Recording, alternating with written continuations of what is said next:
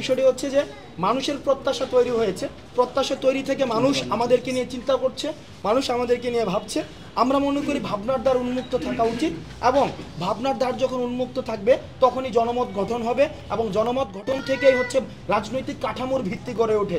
তো সুতরাং আমরা মনে করি জনমত গঠন হওয়া উচিত এবং পরবর্তীতে জনমত গঠনের ভিত্তিতে যদি প্রয়োজন হয় রাজনৈতিক কাঠামোর যে বিষয়টি সেটি নিয়ে চিন্তা করা যেতে পারে। দেখুন, আমরা এই বিষয়গুলো আমরা গণমাধ্যম থেকে জানছি, বাট আমাদের নিজেদের মধ্যে আপনারা নিজেরাই দেখতে পাচ্ছেন আমরা সারাদিন যে আমাদের যে জননিরাপত্তা এবং আইন শৃঙ্খলা পরিস্থিতি স্বাভাবিক করার জন্য আমরা চেষ্টা চালিয়ে যাচ্ছে।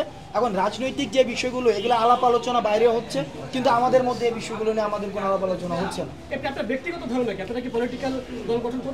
দেখুন, আমি এই ব্যক্তিগতভাবে এই সব বিষয় নিয়ে চিন্তা করে এখনো ফুসরত পাইনি, কারণ আমাদের মূল কনসার্ন হচ্ছে এখন আহতদের পাশে দাঁড়ানো এবং যারা শহীদ হয়েছে তাদের হচ্ছে যেই ক্ষতিপূরণ রয়েছে, রাষ্ট্রীয় মর্যাদা রয়েছে সেটি নিশ্চিত করা এবং আমাদের যে জননিরাপত্তা আইন শৃঙ্খলা যে স্বাভাবিক করার জন্য পুলিশ যে রাস্তায় যেন নেমে আসে, আবার যেন আইন শৃঙ্খলা পরিস্থিতি স্বাভাবিক হয়, সেই জায়গাটি ত্বরান্বিত করার জন্য আমরা স্বেচ্ছাসেবী জায়গা থেকে আমরা চেষ্টা করে যাচ্ছি। এটা বলতে পারি যে সমন্বয়করা আসলে রাজনৈতিক দলের বিষয়ে কোনো ধরনের আলাপ করেনি, এটাকে আমরা বলতে পারি না। বিষয়টা এমন নয়, বিষয়টি হচ্ছে যে মানুষের প্রত্যাশা তৈরি হয়েছে, প্রত্যাশা তৈরি থেকে মানুষ আমাদেরকে নিয়ে চিন্তা করছে, মানুষ আমাদেরকে নিয়ে ভাবছে।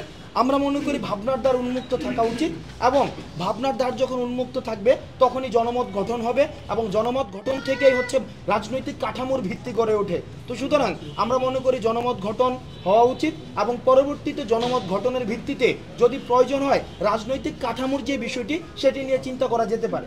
এখনো পর্যন্ত আপনাদের কোনো চিন্তা নেই?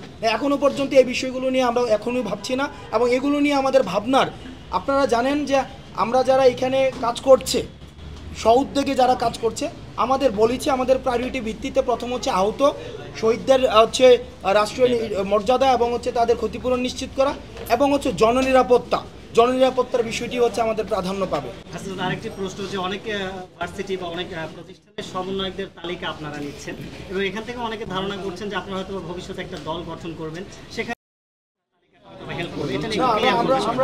আমরা স্পষ্ট করে দিতে চাই যে 5ই আগস্টের পরে বৈষম্য বিরোধী ছাত্র আন্দোলন নতুন করে কোনো ধরনের কোনো কমিটি প্রণয়ন, কোনো কমিটি ঘোষণা বা কোনো নতুন করে কমিটি গ্রহণ এই কাজগুলো করেনি।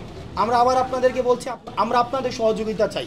গণমাধ্যমে যারা রয়েছেন আমরা আপনাদের সহযোগিতা চাই। যারা এই ধরনের কাজগুলো করছেন আপনারা তাদের পরিচয় তুলে ধরুন এবং তাদেরকে আইনের সোপর্দ করুন।